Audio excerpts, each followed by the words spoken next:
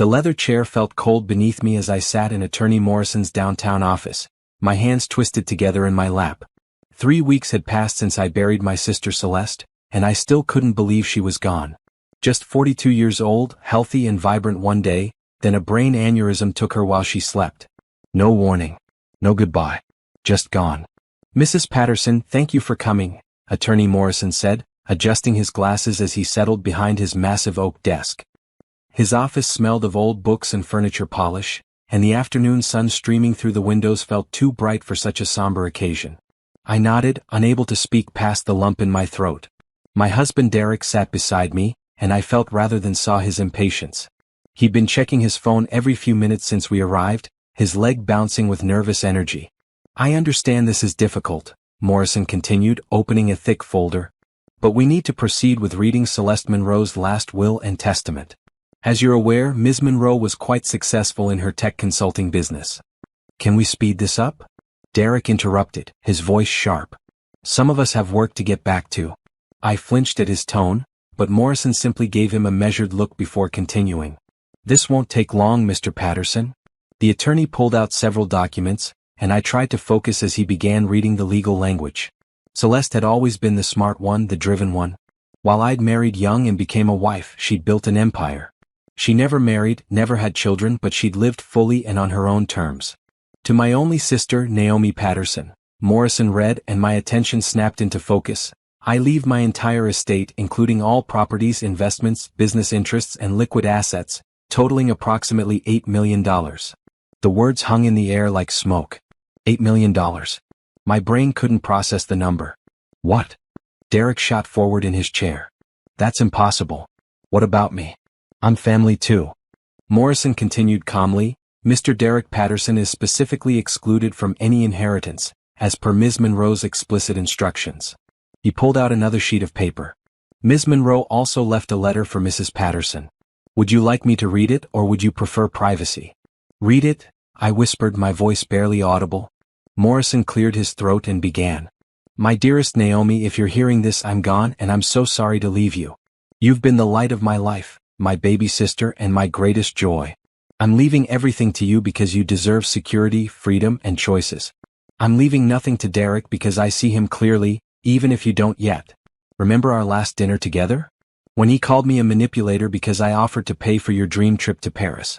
When he said I was controlling because I suggested you take that photography class. He showed me who he is, Naomi. He wants to control you, to keep you small and dependent. My money is for you alone. Protect it. Protect yourself. Live the life you were meant to live, not the one he's trapped you in.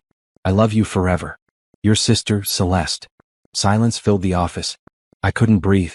That dinner had been 6 months ago, right before Celeste got sick. I'd pushed the memory away because it hurt too much. Derek had been horrible that night, accusing Celeste of trying to come between us, of thinking she was better than him just because she had money. I defended him then, made excuses, blamed the wine. "This is garbage." Derek exploded, standing so violently his chair rolled backward. "She was trying to break up our marriage. This proves she was manipulative." "Mr. Patterson, please sit down," Morrison said firmly. "The will is ironclad. Ms. Monroe was of sound mind when she drafted it with me personally 2 months before her death. She anticipated your reaction, which is why she took extensive legal precautions. Naomi," Derek turned to me, his face red with rage, "you're going to share that money with me. I'm your husband. We're married. What's yours is mine." I stared at him as if seeing him for the first time. His face was twisted with greed and fury, and there was something in his eyes I'd never let myself acknowledge before. Something cold. Something cruel. "Actually, Mr. Patterson," Morrison interjected, "that's not accurate in this case. Mrs. Patterson's inheritance is separate property, not marital assets. You have no legal claim to any of it." Derek's mouth opened and closed like a fish gasping for air. Then his eyes narrowed as he looked at me. "We'll talk about this at home, Naomi. Privately." It wasn't a suggestion. It was a threat. Morrison handed me a thick envelope. "Mrs. Patterson, here are all the relevant documents. I strongly suggest you review them carefully with your own attorney. Ms. Monroe also established a trust that provides additional protections. You're the sole beneficiary and trustee." I took the envelope with shaking hands. $8 million. Celeste's entire life's work. And she'd left it all to me, cutting out my husband completely. Because she saw something I'd been too scared to see. The drive home was silent except for Derek's heavy breathing. His hands gripped the steering wheel so tight his knuckles were white. I pressed against the passenger door, the envelope clutched to my chest, watching the familiar streets pass by in a blur. When we pulled into our driveway, Derek didn't turn off the engine right away. He sat there, staring straight ahead, and when he finally spoke, his voice was low and dangerous. Your sister was a bitter, lonely woman who died alone. She tried to poison you against me because she couldn't stand to see you happy. That money should be ours, Naomi. We're a team. We're married. You're going to do the right thing and share it with me. I got out of the car without responding and walked into our house on legs that felt like they belonged to someone else. Inside, everything looked the same as it had this morning. The beige walls, the conservative furniture Derek had chosen, the wedding photos on the mantle from 10 years ago. I'd been 23 then, fresh out of college, dazzled by Derek's attention and confidence. He was 28, had a good job, seemed stable and safe. When had safe become suffocating? Derek followed me inside, slamming the door. Don't ignore me, Naomi. We need to talk about this. There's nothing to talk about, I heard myself say. Celeste left the money to me. It's my inheritance. She left it to you to cause problems in our marriage. Can't you see that? This is exactly what she wanted. To come between us. Or maybe, I turned to face him, she wanted to give me something that was mine alone. Something you couldn't control. His face darkened. Control? Is that what you think? I've given you a good life, Naomi. A home, security, stability. And this is how you repay me? By believing your dead sister's lies. They weren't lies. Everything she said about me was a lie. I never tried to control you. I never kept you small. I protected you from her manipulation. But as he yelled, I remembered things I'd buried. How Derek had convinced me to quit my marketing job because it was too stressful. How he managed all our finances and gave me an allowance. How he discouraged my friendships, saying people were using me. How every decision, from what car we drove to where we lived to what we ate for dinner, was ultimately his choice. I need time to think, I said quietly. Think? About what? About throwing away our marriage over money? About everything, Derek. I just lost my sister. I need space. Fine, he grabbed his keys from the bowl by the door. I'm going out. But when I get back, you better be ready to make this right. That money is going to save our future, Naomi. Don't be stupid about this. He left and the house fell silent around me. I stood in our living room, the envelope still in my hands, and let the tears finally come. But they weren't just tears of grief anymore. They were tears of awakening. Celeste had seen the truth about my marriage, about Derek, about the cage I'd been living in.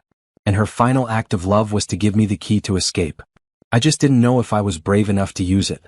The next morning, I woke to find Derek's side of the bed cold and empty. He'd come home late, smelling of alcohol, and crashed in the guest room without a word. I lay there listening to the house settle around me, feeling like a stranger in my own life. Celeste had been gone for 3 weeks, but it felt like years. Every room in our house reminded me of her absence. She'd never really liked coming here. Now I understood why. She'd seen this place for what it was, a pretty prison. I got up and made coffee, going through the motions automatically. Derek appeared in the kitchen doorway around 8, his hair messy and his eyes bloodshot. We need to talk, he said, his voice strained but controlled. The explosion from yesterday had been replaced with calculated calm, which somehow felt more dangerous. I poured him coffee out of habit, then sat across from him at our small kitchen table. Through the window, I could see our neighbor Mrs. Chen watering her garden, her life moving forward normally while mine had tilted sideways. I'm sorry about yesterday, Derek began, and for a moment he almost sounded sincere. I was shocked. We both were. But I've been thinking all night, and we need to be smart about this money. Smart how? Your sister left you a fortune, Naomi. That's incredible. But it's also a huge responsibility. You've never managed money before. You don't know about investments or taxes or any of that stuff. You need me to help you. There it was. Not, we need to figure this out together, or, how can I support you? Instead, it was, you need me. Attorney Morrison said Celeste set up a trust with financial advisors. I said carefully. Derek's jaw tightened. You're going to trust strangers over your own husband? These people just want their fees, Naomi. They'll drain that money with their advice and charges. I'm your partner. I have your best interests at heart. I sipped my coffee and said nothing. In the silence, I heard what he wasn't saying. Give me control of this money. I've been thinking, Derek continued, setting down his cup. We should pay off the house first. Then maybe buy a bigger place. I could finally start that consulting business I've been talking about. We could travel, live the life we've always wanted. The life you've always wanted, I corrected quietly. His eyes narrowed. What's that supposed to mean? Derek, when's the last time you asked me what I wanted? I ask you all the time. What do you want for dinner? What movie do you want to watch? Those aren't real choices, I said, my voice stronger than I felt. When did you last ask me what I wanted to do with my life? What dreams I had? What made me happy? This is your sister talking, Derek pushed back from the table. She's still manipulating you from beyond the grave. This is exactly what she wanted, to make you doubt us, doubt me. Maybe she wanted me to finally think for myself. The words hung between us like a challenge. Derek's face went through several expressions, shock, anger, calculation, before settling on wounded innocence. I can't believe you're saying this. After everything I've done for you. I've provided for you, protected you, built a life for us. And now you get some money and suddenly I'm the villain? I'm not saying you're a villain. I'm saying I need time to process all of this. Celeste just died, Derek. Can you please just give me space to grieve? Fine, he grabbed his jacket from the back of the chair. Take your space. But that money is marital property whether your sister liked it or not. I have rights too, Naomi. Don't forget that. He left for work and I sat alone in the kitchen, my coffee growing cold. His parting words felt like a threat. I pulled out my phone and stared at it for a long moment before doing something I'd never done before. I called Attorney Morrison directly. Mrs. Patterson, he answered on the second ring. How are you holding up? Mr. Morrison, I need to understand something. My husband says the inheritance is marital property. Is that true? There was a pause. May I speak candidly, Mrs. Patterson? Please. Your sister was very concerned about protecting you. The inheritance is structured as separate property. It's not subject to community property laws. Additionally, she established an irrevocable trust with specific provisions. Even if you divorced, Mr. Patterson would have no claim to these assets. Celeste was very thorough. My hand trembled as I gripped the phone. She knew. She knew I might need protection from him. I cannot speak to your sister's motivations, Morrison said carefully, but I can tell you she spent considerable time ensuring these assets would be yours alone, with significant legal barriers against any claims from your spouse. After I hung up, I sat in the quiet kitchen and let that sink in. Celeste hadn't just left me money. She'd left me freedom. She built me an exit if I needed one. The question was, did I have the courage to use it? Over the next week, Derek's behavior shifted like weather patterns. Some days he was overly sweet, bringing me flowers and suggesting we spend the money on a second honeymoon. Other days he was cold and punishing, giving me the silent treatment or making cutting remarks about selfish women who put money over marriage. He wanted access to Celeste's accounts. He suggested I add his name to the trust. He brought home paperwork from a financial advisor friend who could help us maximize the inheritance. I refused everything, and with each refusal, I watched the mask slip further. One evening, I was going through Celeste's personal effects that Attorney Morrison had delivered, photo albums, journals, her laptop. Derek found me in the spare room surrounded by boxes. Still living in the past? He asked, his tone mocking. Your sister is gone, Naomi. She can't tell you what to do anymore. She never told me what to do, I said, carefully packing away a photo album. She supported whatever I wanted. Really? Then why did she hate me? Why did she try to keep us apart? Did she? Or did you resent that I had someone who loved me unconditionally? Derek's face flushed red. I love you unconditionally. I've stood by you for 10 years. Have you? Or have you just kept me exactly where you wanted me? He stormed out and I returned to Celeste's things with shaking hands. In one box I found her journal from the past year. I knew I shouldn't read it, but something made me open it to a random page. March 15th. Saw Naomi today. She's lost more weight. She said she's fine, but I can see her shrinking, disappearing into that house with that man. Derek controls everything, her money, her time, her choices. She doesn't see it yet. I don't know how to help her without pushing her away. If I say too much, he'll isolate her further. So I wait and watch and try to be there when she needs me. God, I hate watching this. Tears blurred my vision as I flipped through more pages, each entry a chronicle of Celeste's growing concern. She documented things I'd forgotten or minimized. Times Derek had belittled me in front of others. How he'd convinced me to stop taking art classes. The way he'd made me quit volunteering at the animal shelter because it took time away from him. In May she'd written, I need to protect her. If something happens to me, she'll need resources to escape. I'm changing my will tomorrow. Derek will be furious, but I don't care. Naomi's freedom is worth more than his anger. I closed the journal and held it to my chest, sobbing. My sister had seen everything. She documented it all. And her final act had been to build me a lifeboat. That night, Derek came home after midnight. I heard him moving around downstairs, talking on his phone in hushed tones. I crept to the top of the stairs and listened. I know. No, she's being difficult about it. Yes, of course I'll handle it. Listen, once I get access to those accounts, we can. Just give me a little more time. My blood ran cold. Who was he talking to? And why did he need to handle me? I slipped back into bed before he came upstairs, my mind racing. The next morning, I did something I'd never done before. While Derek was in the shower, I picked up his phone. His password used to be my birthday, but when I tried it, the phone stayed locked. He changed it. Why would he change his password? Over breakfast, I watched him like a stranger. He scrolled through his phone constantly, angling it away from me. When it buzzed with texts, he'd glance at them and quickly silence the notifications.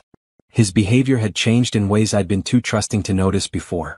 I need to run some errands today, I said casually. I'm meeting with the financial advisors at the trust. Derek's head snapped up. I should go with you. No, that's okay. They specifically asked to meet with me alone first. Naomi, I'm your husband. I should be involved in all financial decisions. And I'll fill you in later, I said, standing up and grabbing my purse. But this is my inheritance, Derek. My responsibility. His face darkened, but I left before he could argue further. In my car, I sat for a moment, my hands shaking on the steering wheel. Then I drove not to the trust offices, but to a place I'd found online the night before. A private investigator's office. I told myself I was being paranoid. That grief and stress were making me imagine things. But Celeste's journal entries echoed in my mind, along with Derek's whispered phone call and changed password. Something was wrong. I'd been ignoring the signs for years, but now I had the resources to find the truth. Mrs. Patterson? A woman in her 50s greeted me, her handshake firm and her eyes kind. I'm Investigator Patterson. No relation, I assume. What can I help you with today? I took a deep breath and told her everything. About the inheritance, Derek's behavior, the strange phone calls, my gut feeling that something was very wrong. She listened without judgment, taking notes. How long do you think your husband might have been hiding something? She asked. I thought about it. Maybe a long time. Maybe since the beginning. I just didn't want to see it. She nodded. That's more common than you'd think. We can investigate his activities, finances, communications, whereabouts. It typically takes about 2 weeks for a preliminary report. But Mrs. Patterson, I have to ask, are you prepared for what we might find? No, I answered honestly. But I need to know the truth. My sister saw something I couldn't see. Before she died, she tried to protect me. I owe it to her memory to finally open my eyes. Investigator Chin handed me paperwork to sign. We'll be discreet and thorough. In the meantime, I suggest you don't change your behavior at home. Act normal.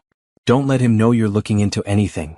One more thing, I added as I stood to leave. Is there any way to find out who he's been calling and texting? We can definitely look into that.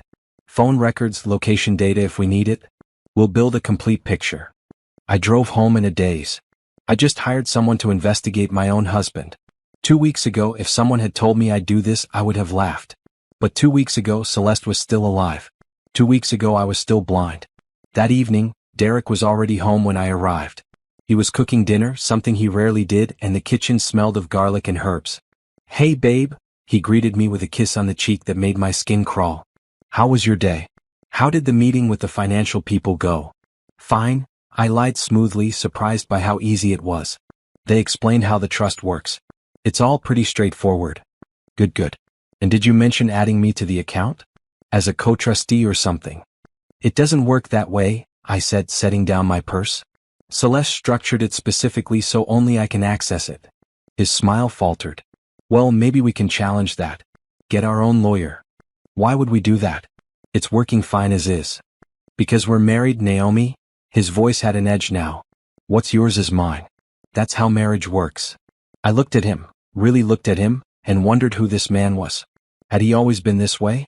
Or had he hidden it well and grief had stripped away my ability to make excuses for him? Let's just eat, I said, avoiding the argument. We sat at the table in uncomfortable silence, pushing food around our plates.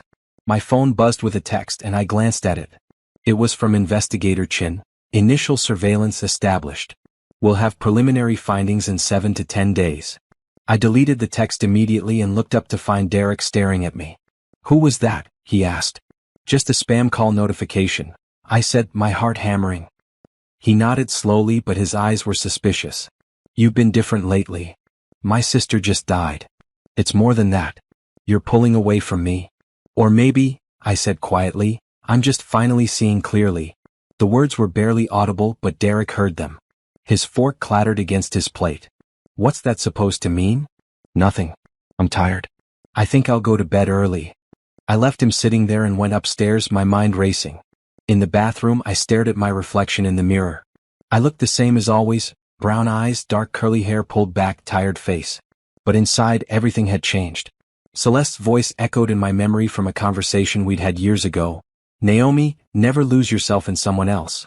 Never make yourself small to fit into someone else's life. Promise me. I'd broken that promise.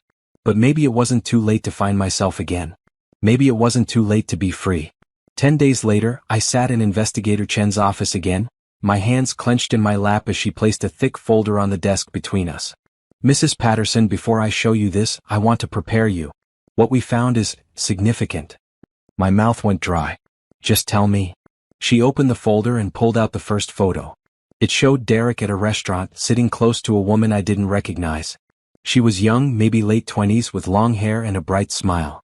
Derek's hand was on her knee under the table. Her name is Brianna Collins, Investigator Chin explained. She works in Derek's office as a marketing coordinator. According to our surveillance and the records we obtained, they've been involved for approximately 18 months. 18 months. A year and a half. While I'd been living my life, cooking his dinners, sleeping beside him, he'd been with her. There's more, Chin continued gently, pulling out more photos. Derek and Brianna entering a hotel. Kissing in a parking garage. Walking hand in hand in a park across town where we'd never go. We also obtained text message records, she said, sliding printouts across the desk. I won't make you read all of them, but the relevant parts show that Derek has been planning to leave you. He was waiting for the right time financially. I picked up one of the printouts. The words blurred and sharpened as I forced myself to read. Derek, just a little longer. Once Naomi's sister dies, we'll get the inheritance and I'll file for divorce. She'll be too broken to fight it and I'll get my half. Then we can start our life together properly. Brianna, what if the sister leaves her money to someone else? Derek, she won't. She's single, no kids. It'll go to her only family, which means Naomi. And what's Naomi's is mine. Community property, baby. Brianna, I'm tired of hiding. I want to be with you. Derek, soon. I promise. Just let me handle this right. The date on that exchange was 2 months before Celeste got sick. He'd been planning this. Waiting for my sister to die so he could take her money and leave me. There's something else, Investigator Chin said carefully. We found evidence that Derek took out a loan against your house 6 months ago. $20,000. Do you know what that was for? I shook my head numb. He used it to buy Brianna a car and pay for trips they took together while telling you he was at work conferences. He's been living a double life, Mrs. Patterson, and funding it with assets that should have been jointly controlled. She pulled out more paperwork, bank statements, credit card bills, receipts. Evidence of a life I knew nothing about. Hotel rooms, jewelry, expensive dinners. All of it paid for with our money he'd controlled while giving me an allowance like a child. How did I not know? I whispered. How could I be so blind?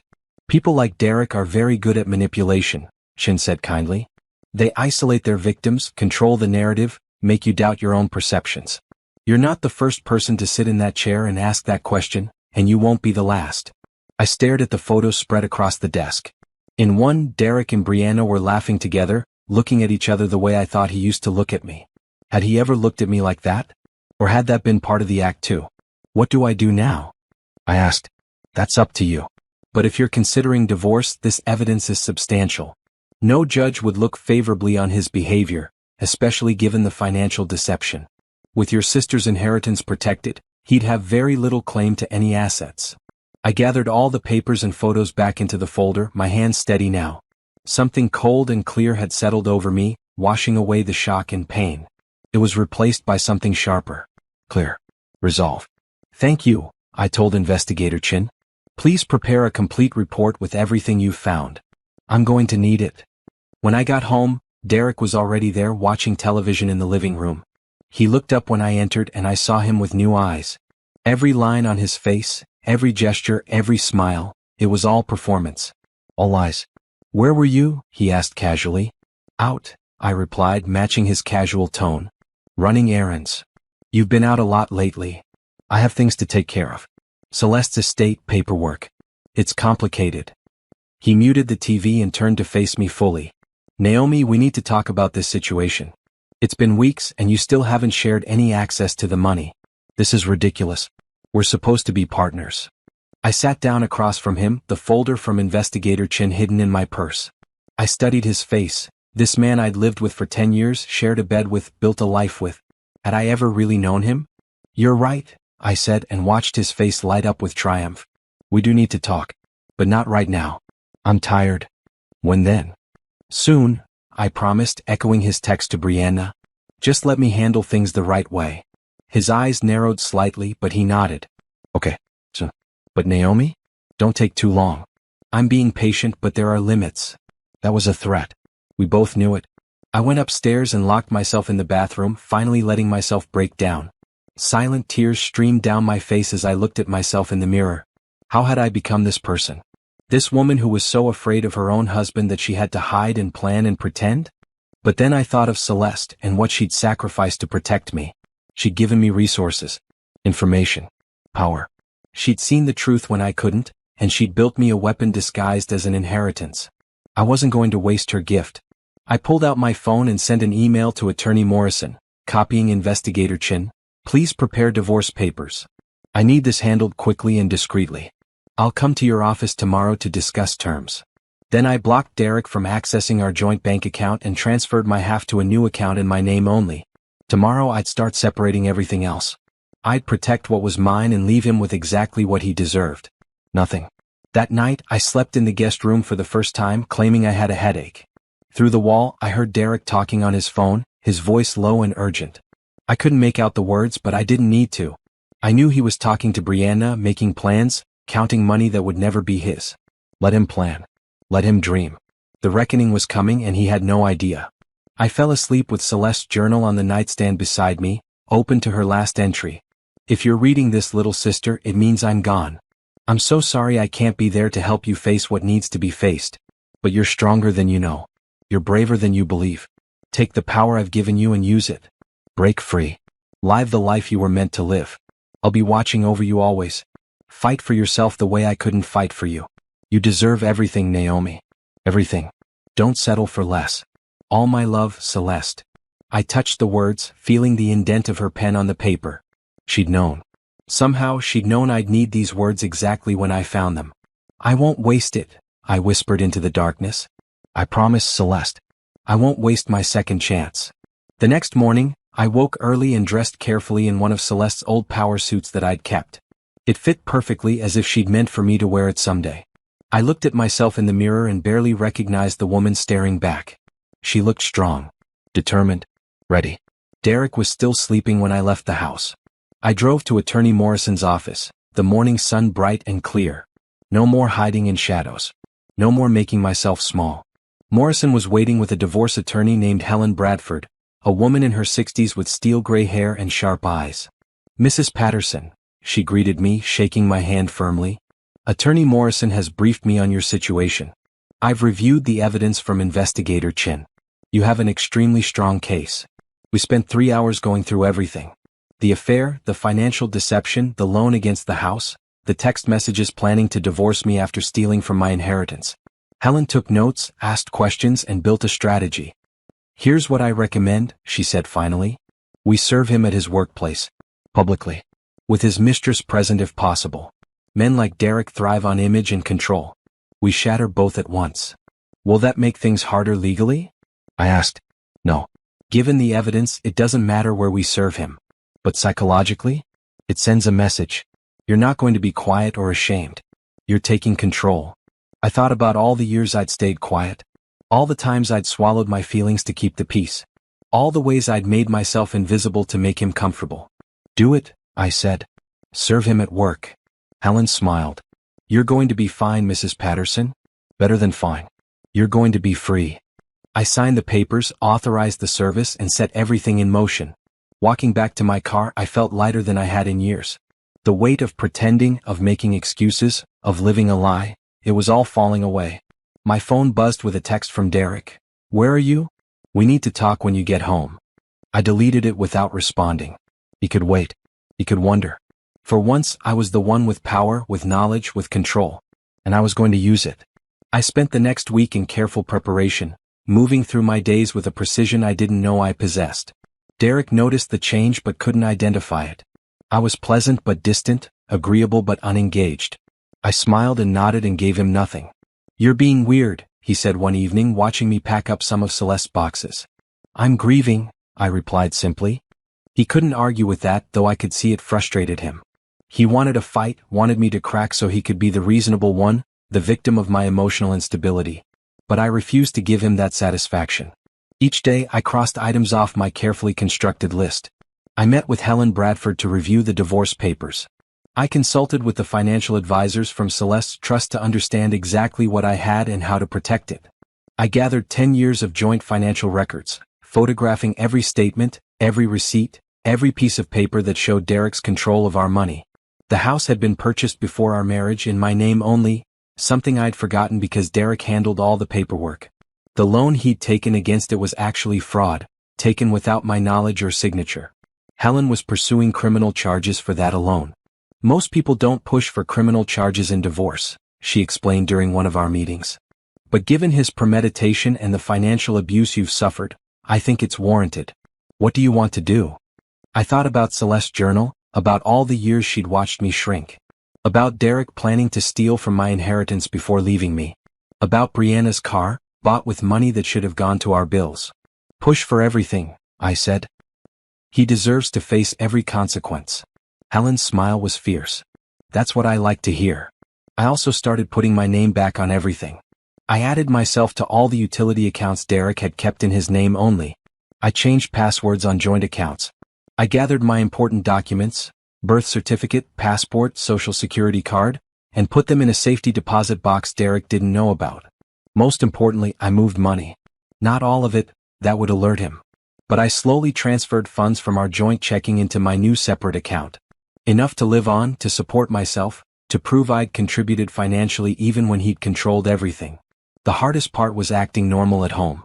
Derek had become more attentive, clearly sensing something was wrong but unable to pinpoint what. He brought home flowers. Suggested we go out to dinner. Tried to initiate physical intimacy that made my skin crawl. I'm still not feeling well, I told him, avoiding his touch. The grief, it's affecting everything. Maybe you should see a therapist, he suggested, and I knew what he was thinking. A therapist would tell me I was depressed, give me medication, make me compliant again. Maybe, I agreed with no intention of following through. One afternoon while Derek was at work, I went through our house and sorted everything into mental categories. Mine, his, joint. The furniture was mostly his choosing. The decorations were compromises where I'd given in to his preferences. The house itself felt like a museum to his ego, with barely any trace of me in it. That needed to change. I hired a moving company and a storage unit. In 3 hours, while Derek was at his Tuesday late meeting, which I now knew was time with Brianna, a team of movers came and removed every single thing that was purely mine. Clothes, books, personal items, the few pieces of furniture I'd brought into the marriage. Even my grandmother's china that had been packed away in the attic. Everything went into storage except what I'd need for the next week. I left the house looking mostly the same but subtly emptier. Derek wouldn't notice immediately, but when he did, it would be too late. I also made copies of everything, his computer files, our photo albums, anything that might be useful or that I might want to keep. I documented the current state of the house with photographs, room by room.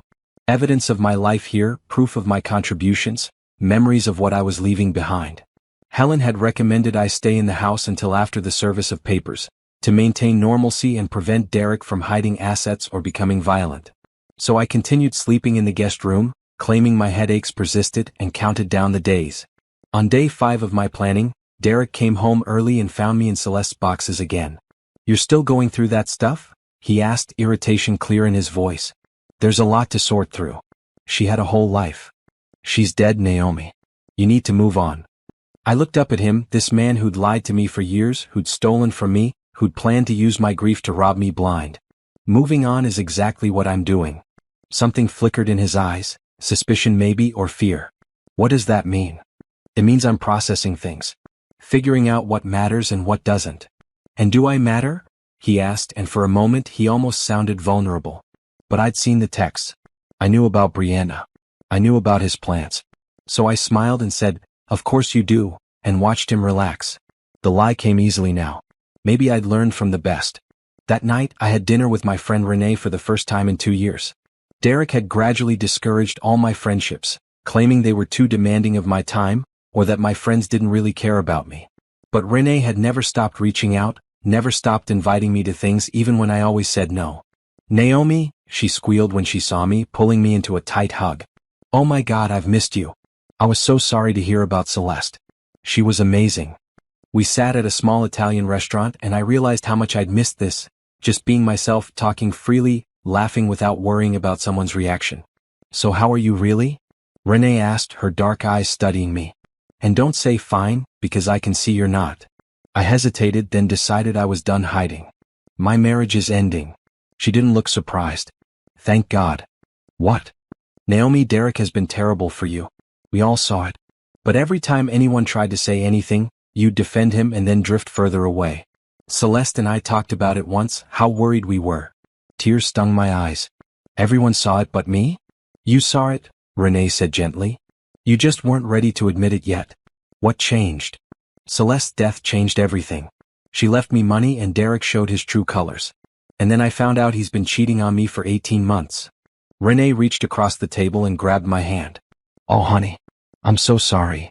"Don't be. I'm not. Well, I am, but I'm also relieved? Free. I don't know how to describe it." "You don't have to describe it. You just have to feel it." "What are you going to do?" "I'm divorcing him. Publicly. Dramatically. In a few days." Renee's eyes widened and then she grinned.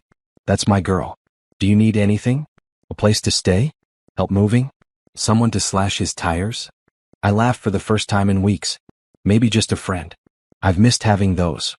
"You've got one," she promised. "And Naomi? Celeste would be so proud of you right now." On the drive home, I felt something I hadn't felt in years. Hope. Not hope that things would work out with Derek, but hope that I could build something new. Something better. Something mine. Derek was waiting when I got home, sitting in the dark living room like a villain in a bad movie. "Where were you?" he demanded. "Out with a friend. I texted you." "What friend?" "You don't have friends anymore." The words were meant to hurt, to remind me of my isolation. Instead, they confirmed everything I'd come to understand about him. "I'm rebuilding my life," I said calmly. "That includes friendships." "Rebuilding?" His voice rose. "What's wrong with the life we have?" "Everything, Derek. Everything is wrong with it." He stood up, and for a moment, I saw rage flash across his face before he controlled it. "You're different. Ever since that money, you've been different. This is exactly what your sister wanted, to destroy us." "No," I said quietly. "She wanted to save me. And she did." I went upstairs before he could respond, locking the bedroom door behind me. My phone buzzed with a text from Helen Bradford. "Papers will be served day after tomorrow at 2 p.m. Please be ready to leave the house immediately after. We don't know how he'll react." I stared at the message. 2 more days. 2 more days of pretending, of sleeping in this house, of existing in this limbo between my old life and my new one. I could do this. For Celeste. For myself. For the woman I was becoming. That night I had a dream about my sister. We were young again, maybe 12 and 7, running through our grandmother's backyard on a summer day. Celeste was ahead of me, laughing, her long braids flying behind her. "Come on, Naomi," she called. "Run faster. You're free now." I ran after her, feeling the sun on my face and the wind in my hair, and for the first time in years, I felt completely, absolutely free. When I woke up, my face was wet with tears, but I was smiling. 2 more days. The morning of the service, I woke up at 5 a.m., too nervous to sleep. In 2 hours, Derek would leave for work, unsuspecting. At 2 p.m., a process server would walk into his office and hand him divorce papers in front of his colleagues and Brianna.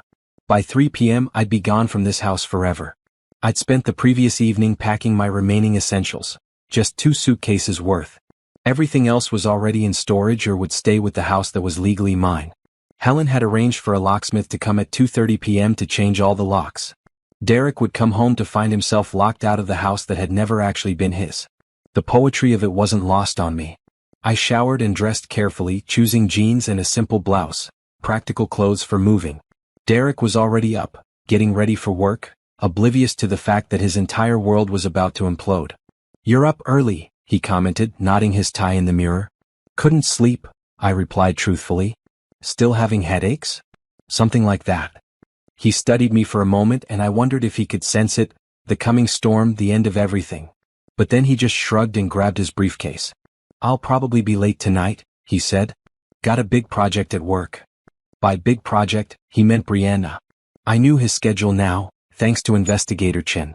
Tuesday and Thursday nights were his regular meetups with her, usually at a hotel downtown or her apartment. "Okay," I said. "I'll probably be out too.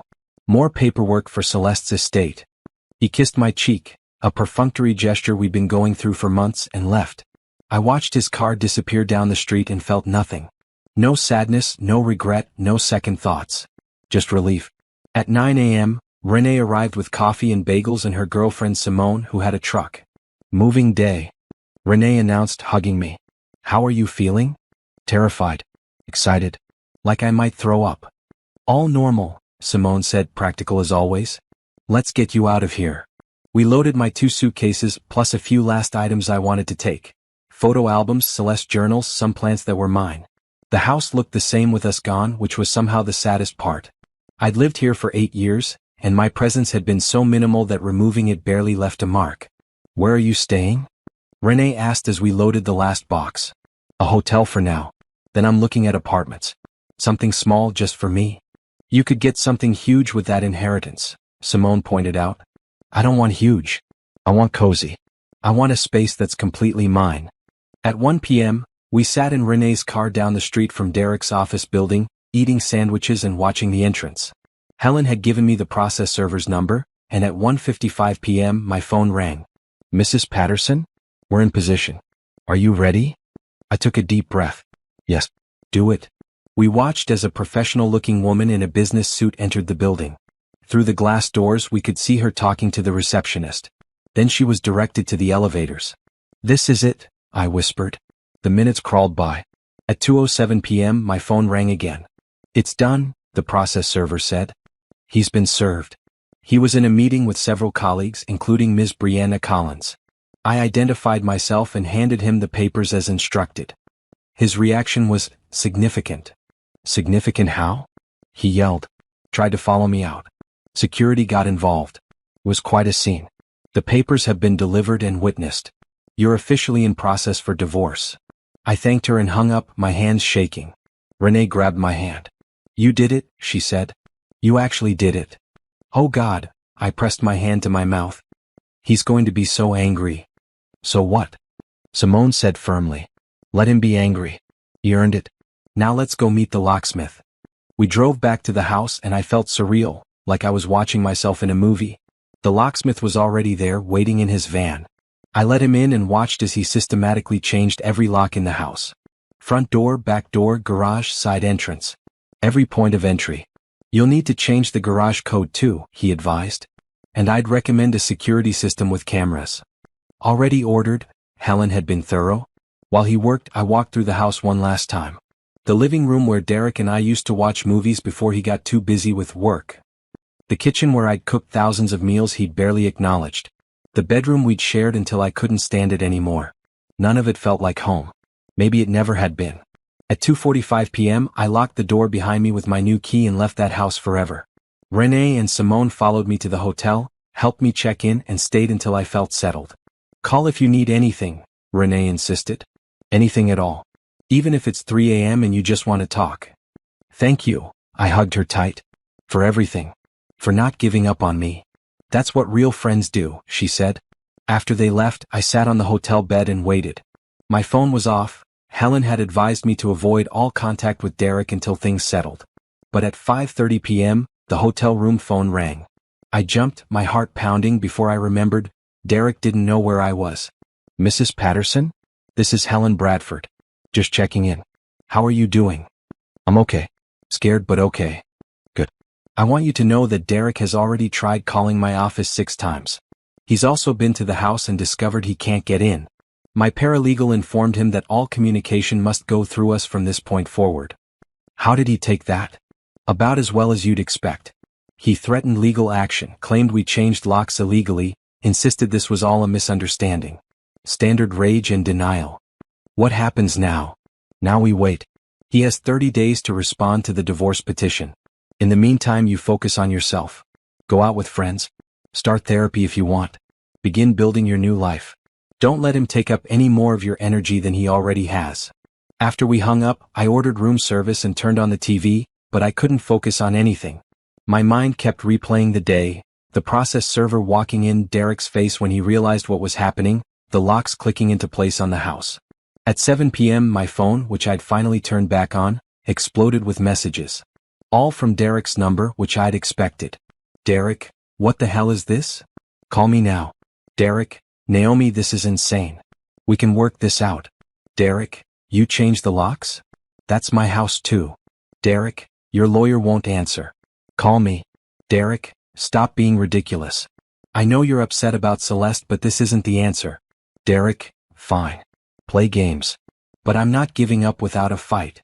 Derek, you're throwing away 10 years over nothing. Derek, this is about the money, isn't it? You've become just like your sister. Greedy and manipulative. I read them all, then blocked his number. Helen was right. All communication would go through lawyers now. I didn't owe him explanations or arguments or one more second of my time. The next message was from an unknown number. Unknown, I don't know what you think you're accomplishing, but Derek loves you. You're destroying a good man over lies. He told me everything about your sister poisoning you against him. I hope you're happy ruining lives. Brianna. Of course. She must have gotten my number from Derek's phone. I blocked her too. Then I called Investigator Chin. Can they keep contacting me? You can file for a restraining order if they harass you, she said. Keep screenshots of everything. If it escalates, we'll take action. I spent the evening documenting the messages, then treating myself to a long bath in the hotel's expensive tub. The water was hot and the bubbles smelled like lavender, and for the first time in weeks I let myself relax completely. I was free. Actually, genuinely free. Derek couldn't get to me. He couldn't control me. He couldn't manipulate or gaslight or diminish me anymore. And whatever anger or threats he threw my way would bounce off the legal wall Helen had built around me. The next few days passed in a blur. I looked at apartments and found a perfect one-bedroom with lots of natural light and a small balcony. I signed the lease using money from my own account, my own name, my own decision. I bought new furniture, things I actually liked instead of things Derek would approve of. Bright colors, soft textures, artwork that made me happy.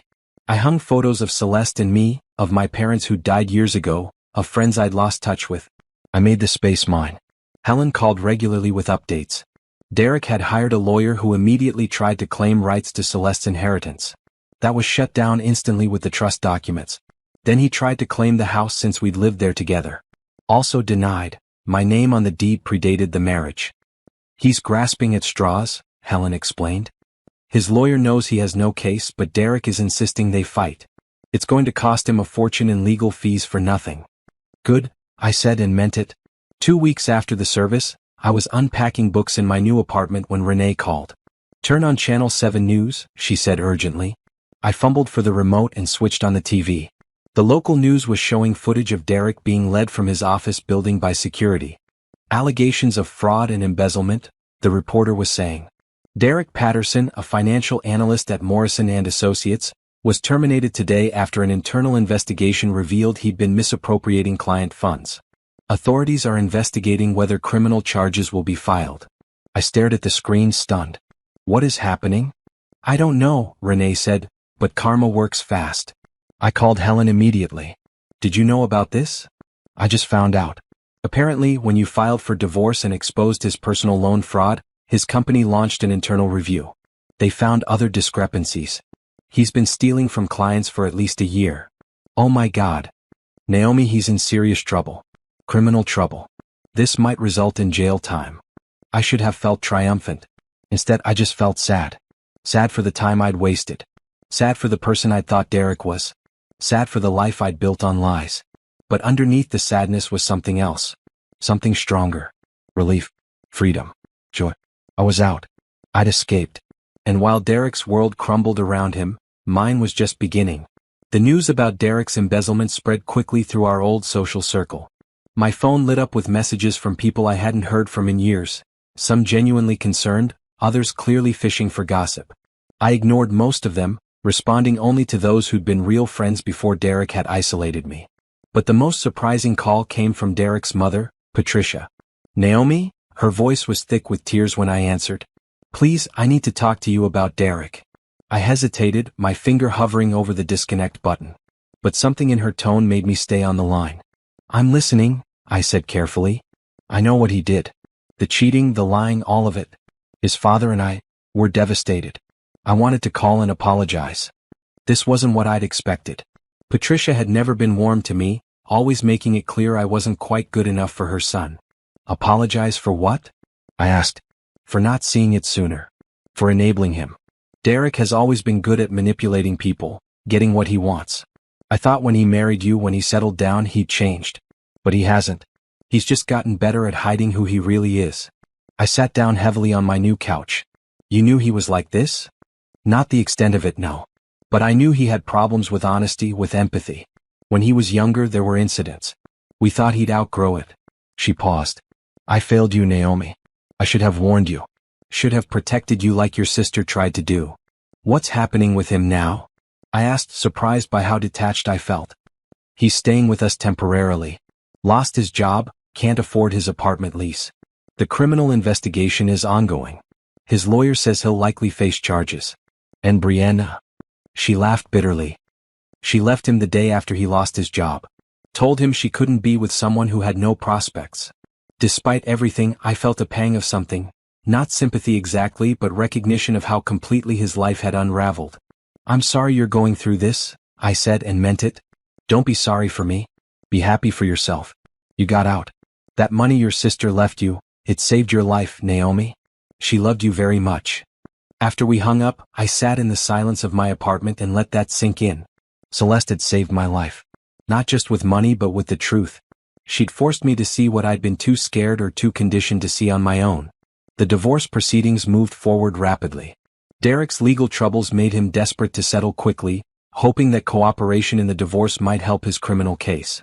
His lawyer advised him to accept Helen's terms. No alimony, no claim to the house or Celeste's inheritance, split of joint assets only, which amounted to almost nothing since he'd spent everything on Brianna. He's actually going to sign? I asked Helen in disbelief when she called with the news. He doesn't have a choice. He can't afford to fight and he knows he'll lose anyway. We should have the final papers within 2 weeks. 2 weeks until I'd legally be free of Derek Patterson forever. I celebrated by taking myself to dinner at an expensive restaurant Celeste had always wanted to try together. I ordered whatever I wanted without checking prices, drank good wine, and toasted my sister's memory. Thank you, I whispered to her photograph on my phone. Thank you for seeing what I couldn't see. Thank you for giving me the courage to leave. Meanwhile, Derek's situation continued to deteriorate. The investigation revealed he'd stolen over $300,000 from his company's clients. Some of that money had gone to Brianna, the car, jewelry, their trips. Some had gone to gambling debts I'd known nothing about. He'd been living completely beyond his means, maintaining an illusion of success while everything crumbled behind the scenes. The local news covered his arrest when charges were officially filed. I didn't watch, but Renee told me about it over coffee. He looked terrible, she said. Lost weight, hadn't shaved. Nothing like the cocky guy who used to act like he was God's gift to the world. I don't want to hear about him, I said. He's not part of my life anymore. Fair enough. Tell me about your photography class instead. How's that going? I smiled. I'd enrolled in the photography course Celeste had suggested and Derek had forbidden. It turned out I had a decent eye for composition, and the instructor said I showed promise. I love it, I admitted. Being creative, learning something new. It makes me feel alive in a way I haven't felt in years. That's what healing looks like, Renee said, squeezing my hand. I also started volunteering at an animal shelter again, something else Derek had made me quit. Working with the dogs and cats, helping them find homes, gave me a sense of purpose I'd been missing.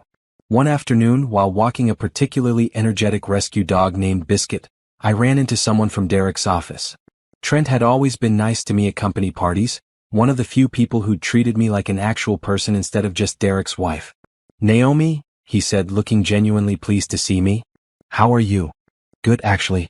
Really good. This is Biscuit. I'm volunteering at the shelter now." "That's great. And I'm glad you're doing well." I wanted to say, "What Derek did, what everyone found out about him. I'm sorry. You deserved better." "Thank you. I'm just glad I got out when I did." "We all are. He was terrible to you and a lot of us saw it but didn't say anything. That's on us." It was validating to hear even now. "What's happening at the company? With the clients he stole from?" "Total chaos. The firm is settling with everyone privately, trying to avoid lawsuits. Derek's become a cautionary tale in our industry. No one will hire him now even after he does his time." After he does his time. The reality of that hung in the air. Derek was likely going to prison. "How's Brianna?" I asked, surprising myself with my curiosity. Trent's face darkened. "She left the company. Too much drama." But before she left, she tried to throw Derek under the bus, claiming he'd manipulated her and she didn't know he was married. No one believed her. We'd all seen them together. "She knew," I said quietly. The text messages made that clear. "Yeah. Look, I should go, but it's really good to see you looking happy. You deserve all the good things, Naomi." As I walked Biscuit back to the shelter, I reflected on how different my life had become. 2 months ago, I'd been trapped in a marriage I didn't recognize as a prison. Now I was free, building a life entirely of my own choosing. The divorce was finalized on a Thursday afternoon in late spring. Helen called me with the news while I was in my photography class. "It's official," she said. "You're no longer married to Derek Patterson." I stepped outside to take the call, blinking in the bright sunshine. "That's it? It's done?" "It's done. Congratulations, Naomi. You're free." I hung up and just stood there, letting the reality wash over me. I was divorced, single, alone. And for the first time in my adult life, that didn't scare me. It felt like possibility. That evening, Renee and Simone took me out to celebrate. We went to a karaoke bar and I sang terribly and laughed until my sides hurt. I danced without worrying what anyone thought. I was just myself, completely and unapologetically. "Speech," Simone demanded at one point, raising her glass. "To Celeste," I said, my voice thick with emotion. "Who saw me drowning and threw me a lifeboat. Who loved me enough to protect me even when I couldn't protect myself. And to new beginnings, to building a life that's real and mine and free." We toasted, and I felt Celeste's presence so strongly it brought tears to my eyes. She would have loved this moment. She would have been so proud. A week later, I got a letter from Derek. Helen had advised me not to read any correspondence from him, but curiosity got the better of me. The letter was handwritten, pages long, rambling and desperate. He apologized for the affair, blamed stress and poor decisions. He insisted he'd loved me, that everything had just spiraled out of control. He asked me to visit him before his sentencing, to give him a chance to explain in person. I read it once, felt absolutely nothing and threw it away. He'd had 10 years to treat me well. He'd had countless chances to be honest, to be faithful, to be a real partner. He'd chosen otherwise at every turn. His regret now, facing prison and ruin, meant nothing. I didn't respond. I didn't visit. I didn't give him one more second of my time or energy. Instead, I took the money I'd saved from carefully budgeting Celeste's inheritance and did something I'd always dreamed of. I booked a trip to Paris. The same trip Celeste had offered to pay for, the one Derek had forbidden, the one that had started his final argument with my sister. "I'm going for both of us," I told Celeste's photo before I left. "I'm going to see everything you wanted me to see. I'm going to live the life you wanted me to live." Paris was beautiful. I ate pastries and visited museums and took thousands of photographs. I walked along the Seine at sunset and felt completely, absolutely free. On my last night there, I sat at a cafe with a glass of wine and wrote in the journal I'd started keeping. "Dear Celeste," I wrote, "you'd love it here. But more than that, you'd love who I'm becoming. Thank you for saving me. Thank you for forcing me to see the truth. Thank you for loving me enough to protect me even when you knew it would cost you. I'm going to live fully, freely, joyfully, for both of us. I promise.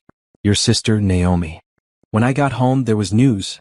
Derek had been sentenced to 4 years in prison for embezzlement and fraud. The judge had been harsh, citing his complete lack of remorse and the damage he'd done to his victims. I felt nothing when I heard. No sadness, no anger, no satisfaction. Just relief that this chapter of my life was truly, finally closed. Derek Patterson had taken 10 years of my life. He'd stolen my confidence, my independence, my sense of self. But he hadn't won. Because I'd gotten out. I'd escaped. I'd built something new and beautiful from the ashes of that terrible marriage. And that was the best revenge of all. 6 months after my divorce was finalized, I barely recognized my own life, in the best possible way.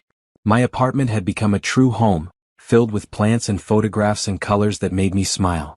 Every morning, I woke up to sunlight streaming through windows I'd chosen, in a space that was entirely mine. The inheritance from Celeste sat mostly untouched in carefully managed accounts, growing under the guidance of the financial advisors she'd selected.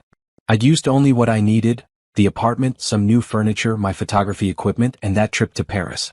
The rest waited for me to decide how to use it meaningfully. That decision came one afternoon while I was volunteering at the women's shelter where I'd started helping out. A young woman named Imani had just left her husband, taking her 2 children and almost nothing else. "I can't afford a lawyer," she told the shelter director, her voice shaking. "He controlled all our money. He'll get custody of my babies because I can't fight him in court." I watched her break down, saw her fear and desperation, and suddenly I knew exactly what Celeste would want me to do with her gift. The next week, I met with Helen Bradford and attorney Morrison to discuss creating a foundation. "I want to help women like me," I explained. "Women trapped in controlling marriages who don't have the resources to leave. Women who need legal help, financial support, a way out." Helen smiled. "That's a beautiful legacy for your sister." We spent months planning it. The Celeste Monroe Freedom Foundation would provide free legal services, temporary financial support, and counseling for women leaving abusive or controlling relationships. We'd help with immediate needs like housing and childcare, and long-term support like job training and education. I used $2 million from the inheritance to establish and endow the foundation. It was enough to make a real difference while leaving me comfortable for life. The foundation opened its doors in September, and within the first month, we'd helped 15 women. Imani was one of the first. With our legal team's help, she got primary custody of her children and a restraining order against her husband. Last I heard, she'd enrolled in nursing school. "You're changing lives," Renee said one evening as we sorted donation boxes at the foundation office. "Celeste is changing lives," I corrected. "I'm just making sure her money does what she would have wanted." Working at the foundation gave me purpose I'd never found in my marriage. Each woman who came through our doors reminded me of myself. Scared but brave, broken but fighting to be whole again. Helping them heal helped me heal too. I also threw myself into photography with unexpected passion. What had started as a hobby became something more.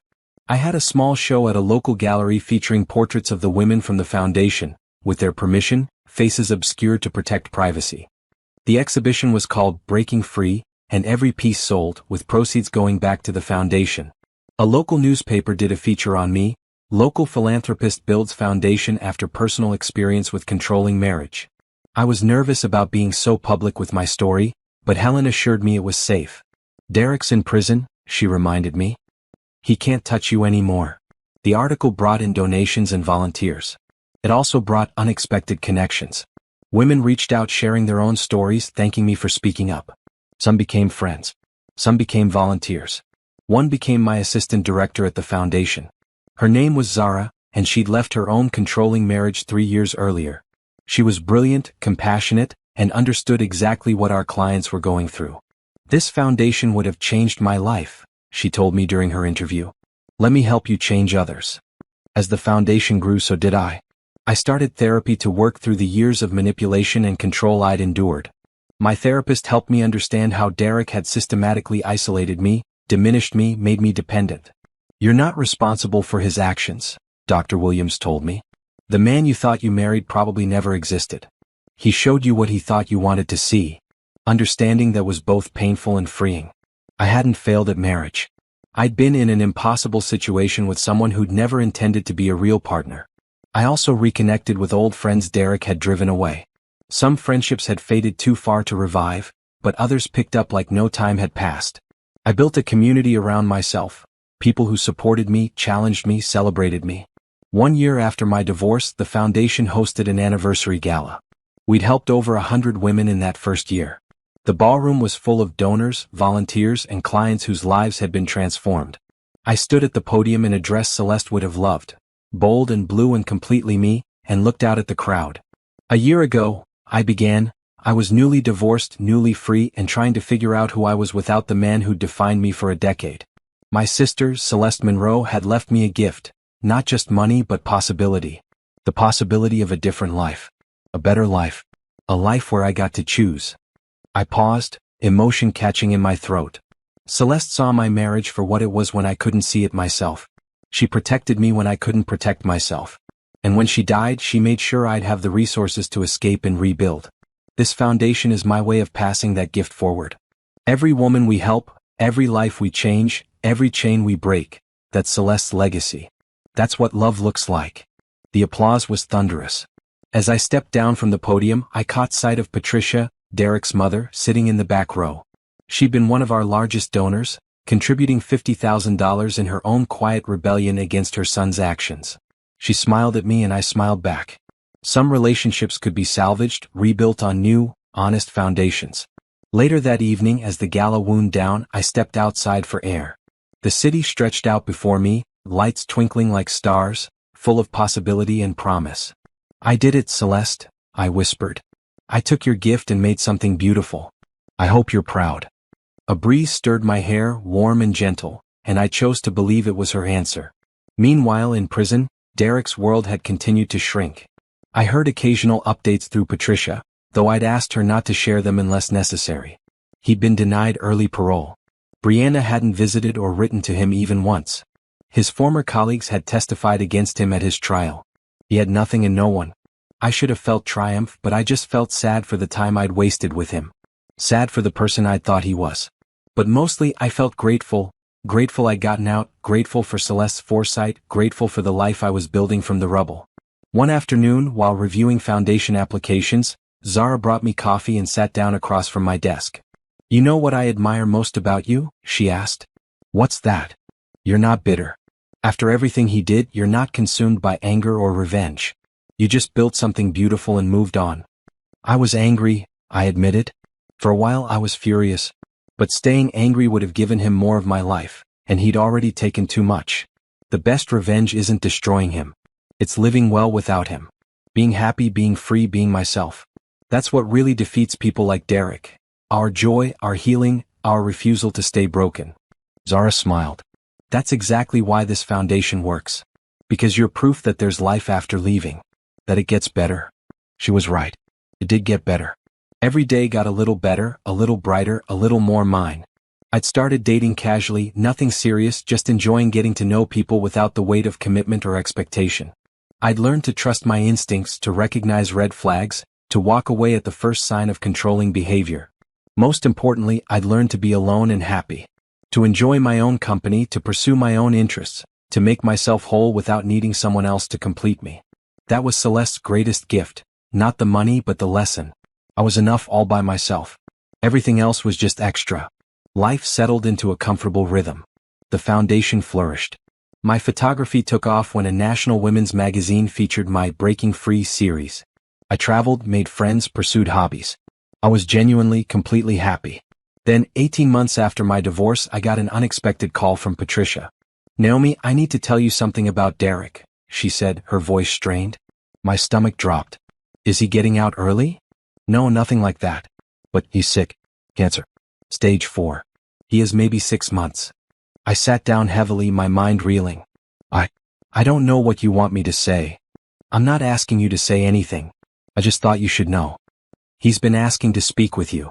No, the word came out instantly, firmly. I'm sorry he's sick, Patricia, but I can't. I won't. I understand. I wouldn't either if I were you. But I had to ask. He's still my son.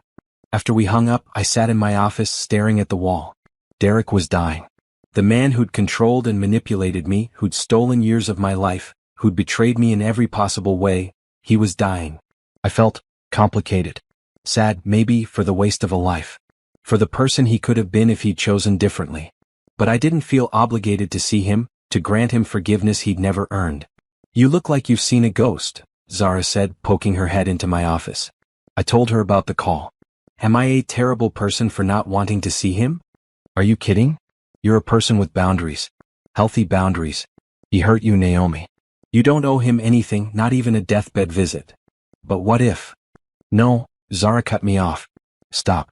He had years to be a better person. Being sick doesn't erase what he did. You get to protect yourself even now. Especially now. She was right. I knew she was right. But guilt gnawed at me anyway. The old programming Derek had instilled, the idea that I was supposed to be understanding, forgiving, selfless. I called Dr. Williams for an emergency session. Your guilt is a conditioned response, she explained. Derek trained you to prioritize his needs over yours, to feel responsible for his feelings. But you're not responsible for him anymore. You haven't been for 18 months. Don't let his illness pull you back into that dynamic.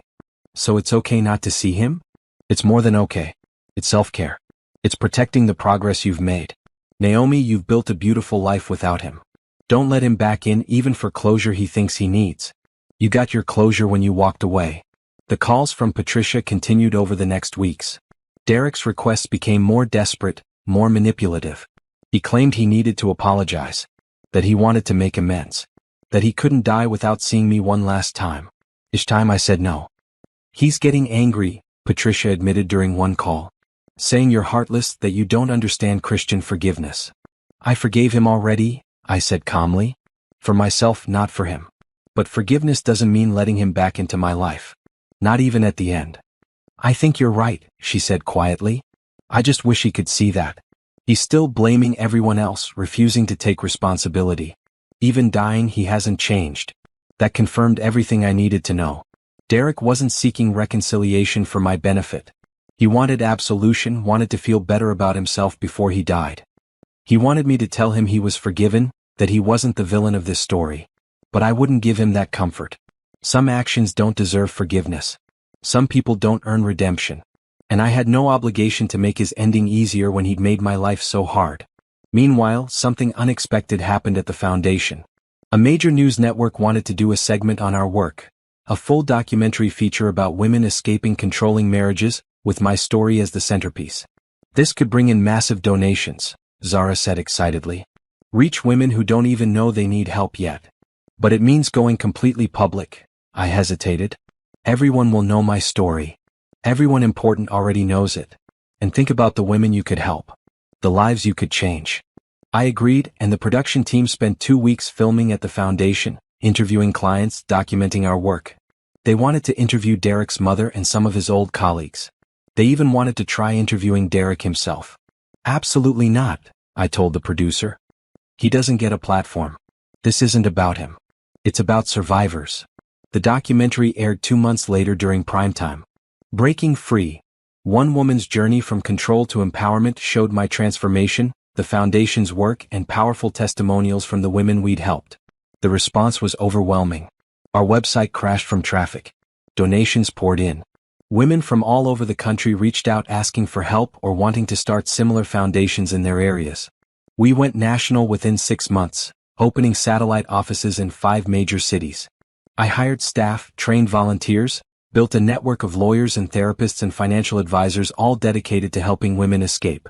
Celeste's $8 million had multiplied through careful investment and generous donations. The foundation now had resources to help thousands of women. My sister's legacy was changing the world. Then one morning I got a call from Attorney Morrison. Naomi, I need to inform you that Derek Patterson passed away last night. His mother wanted you to know. I sat down slowly. Oh. She asked if you'd like to attend the funeral.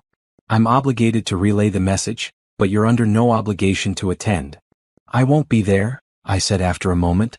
But please send Patricia my condolences. She's been kind to me. After I hung up, I sat in silence, processing. Derek was dead. The man who'd dominated 10 years of my life, who'd shaped so much of who I'd become, both during the marriage and after, was gone. I didn't cry. I didn't feel relief or satisfaction. I just felt neutral, like hearing about a stranger's death. He'd become that irrelevant to my life. That evening, I went to the cemetery where Celeste was buried.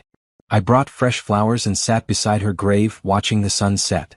Derek died, I told her. I thought I should tell you. But honestly, Celeste, it doesn't matter. He stopped mattering a long time ago. What matters is what you did for me. The life you gave me back. The foundation we built together. The women we're helping. That's your real legacy, not him. The headstone gleamed in the fading light.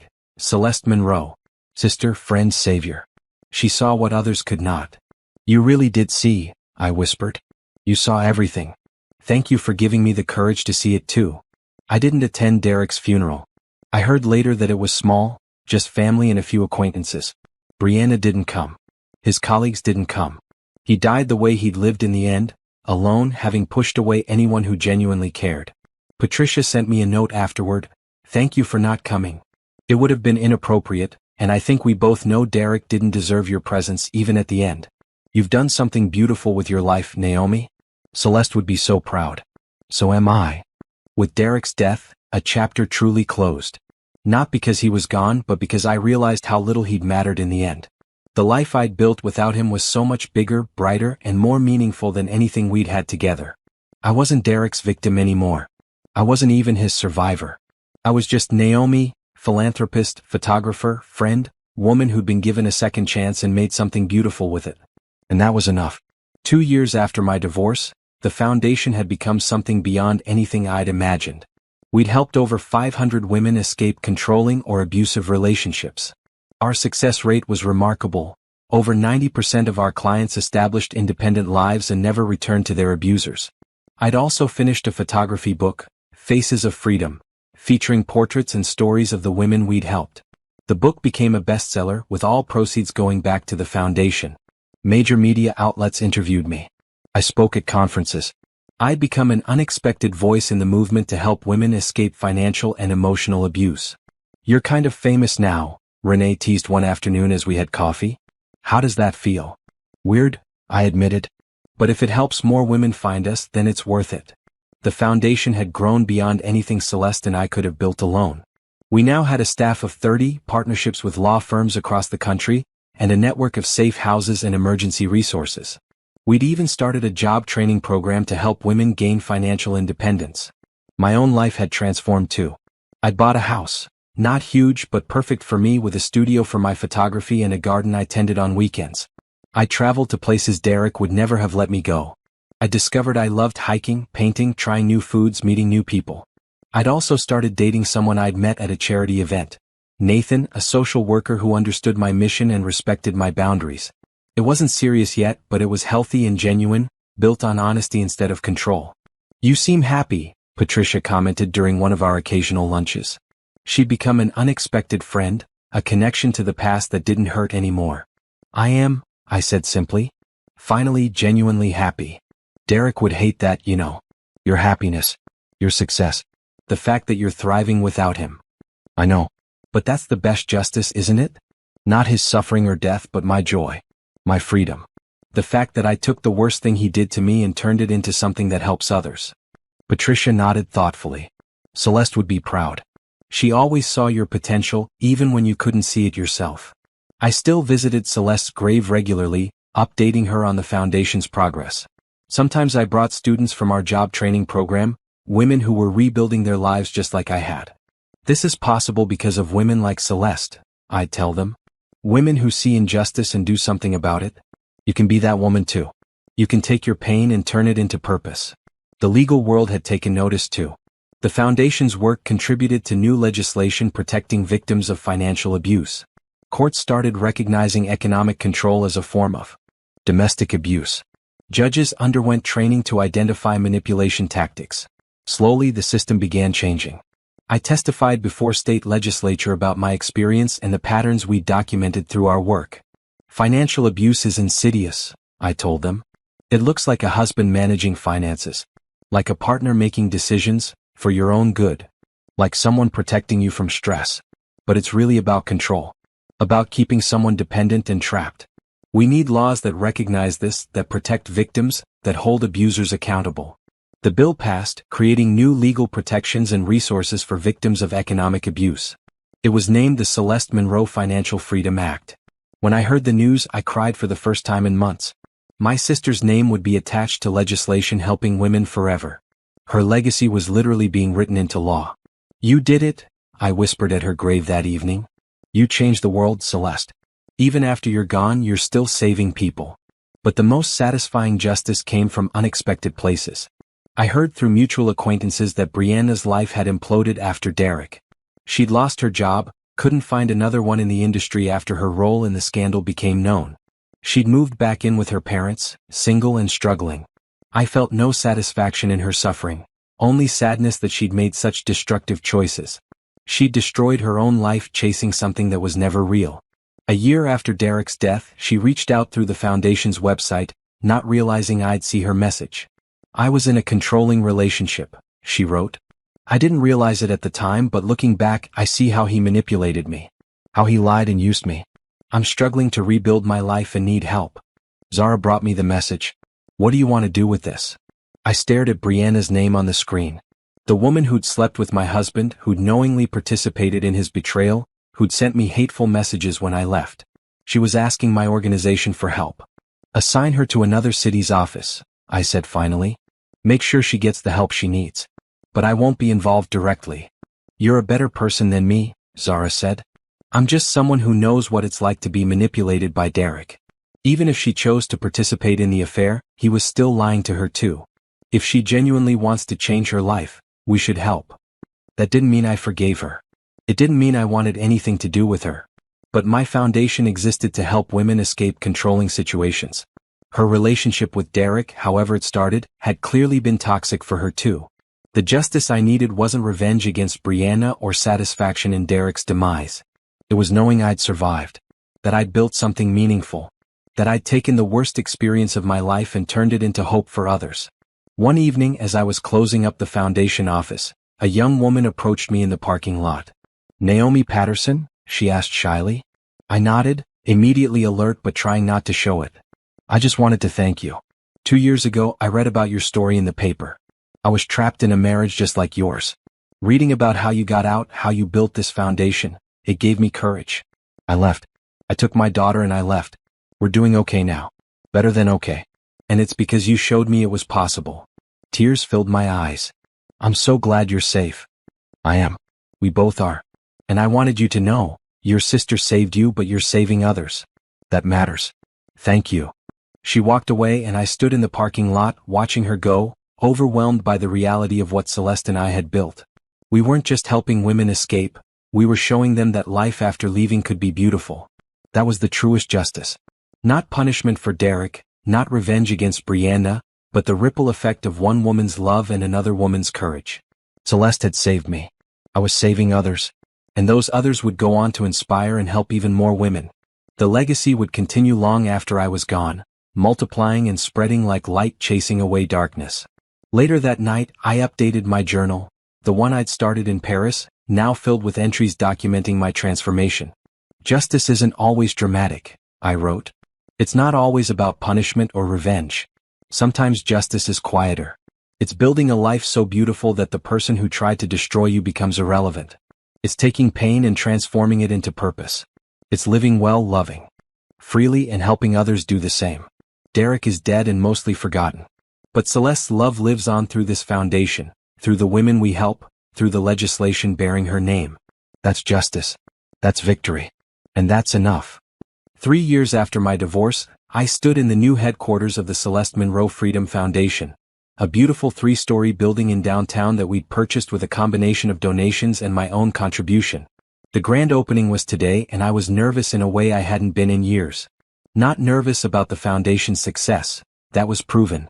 We now operated in 15 cities, had helped over 2,000 women, and were expanding internationally.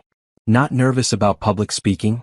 I'd done enough interviews and presentations to feel comfortable in front of crowds. I was nervous because this felt like a completion of something. A full circle moment. The final transformation from who I'd been in that terrible marriage to who I'd become in freedom. The event space was packed with donors, volunteers, clients, and supporters.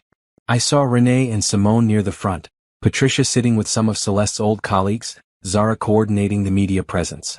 And scattered throughout the crowd were women whose lives had been changed by our work. Women who'd found their way to freedom just like I had. You ready? Nathan asked, squeezing my hand gently. We'd been together for a year now, taking things slowly, building something real and healthy. As ready as I'll ever be. I stepped up to the podium, looking out at the sea of faces. The banner behind me read, Celeste Monroe Freedom Foundation. Building futures, breaking chains. Thank you all for being here today, I began, my voice steady and clear. 3 years ago I was trapped. Not physically, I could leave my house whenever I wanted, but trapped nonetheless. Trapped by financial control, emotional manipulation, and years of conditioning that told me I was nothing without my husband. Trapped in a marriage that was killing me slowly, so gradually I didn't even notice I was disappearing. I paused, seeing women in the audience nodding in recognition. My sister, Celeste Monroe, saw what I couldn't see. She recognized the prison I was living in even when I called it a home. And when she died unexpectedly, she left me the most precious gift. Not money, though that's what my husband wanted, but freedom. The resources and the motivation to finally see the truth and escape. I gestured to the building around us. This foundation exists because one woman loved her sister enough to protect her, even from beyond the grave. It exists because I took that gift and asked myself, how many other women are trapped like I was? How many women are being controlled, diminished, isolated, and don't even recognize it? How many women need someone to see them, to believe them, to help them escape? The answer is millions. Millions of women trapped in relationships that look fine from the outside but are slowly destroying them from the inside. This foundation is for those women. This building is for those women.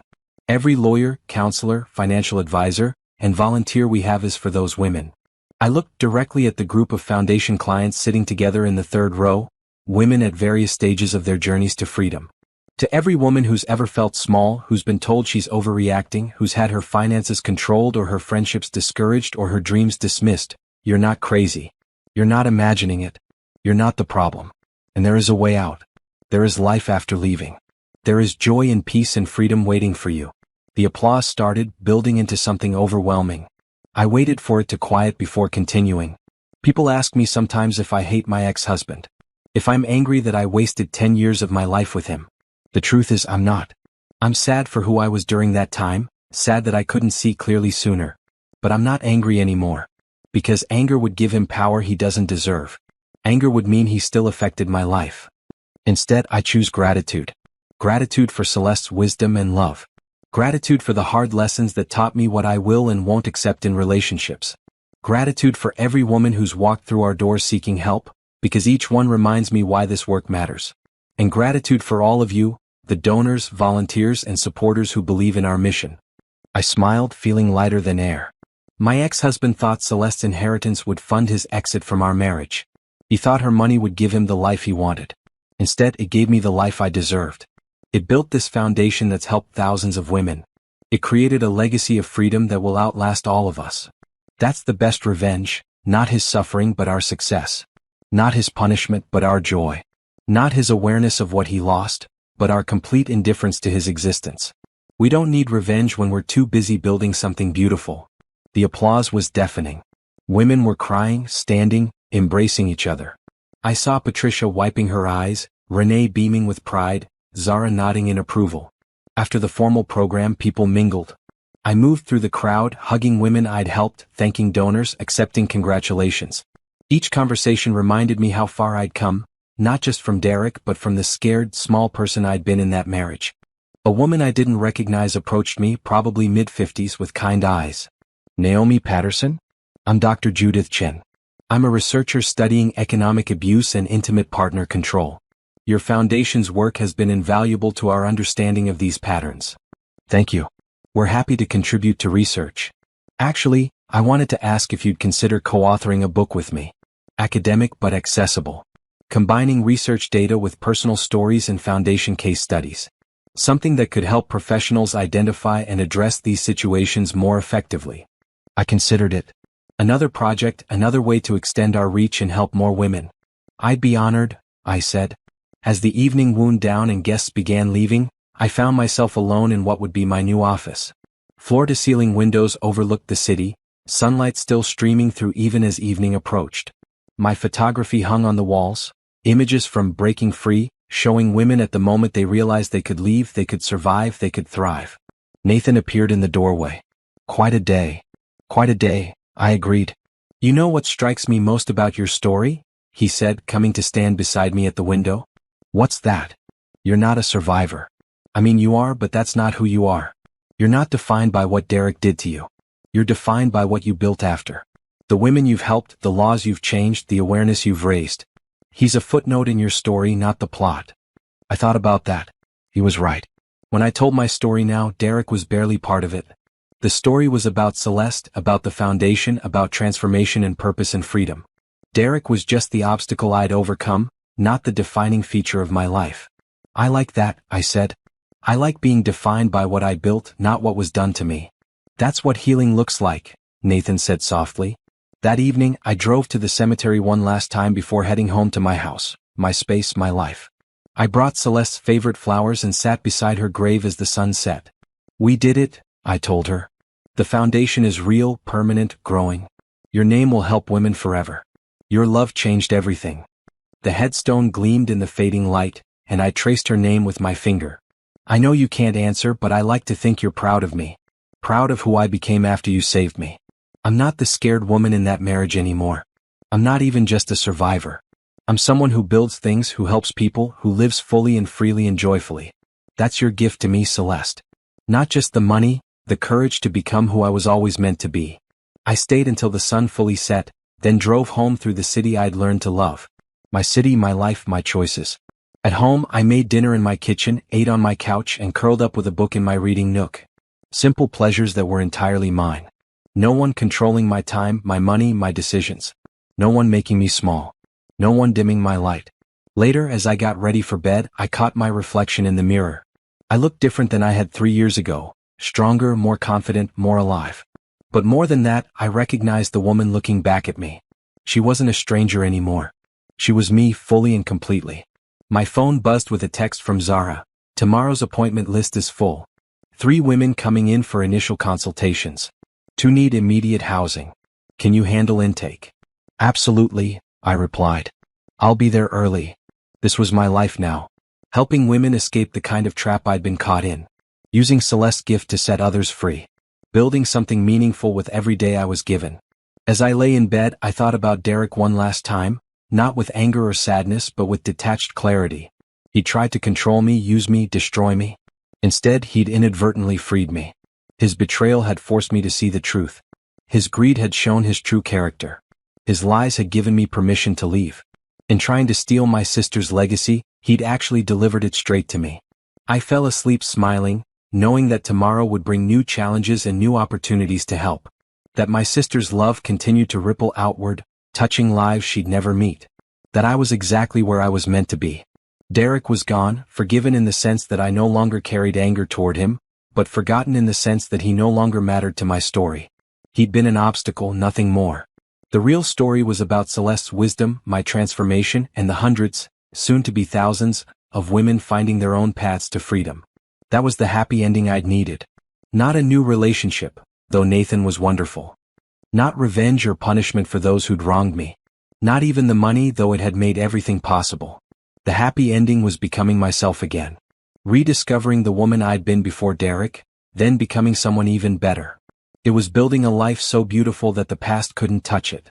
It was waking up every day and choosing joy, purpose, and freedom. It was knowing that Celeste's final gift hadn't just saved me, it had transformed me. And through me it would transform countless others. That was more than a happy ending. That was a legacy. That was love continuing beyond death, multiplying and spreading and lighting up the darkness. And it was only the beginning.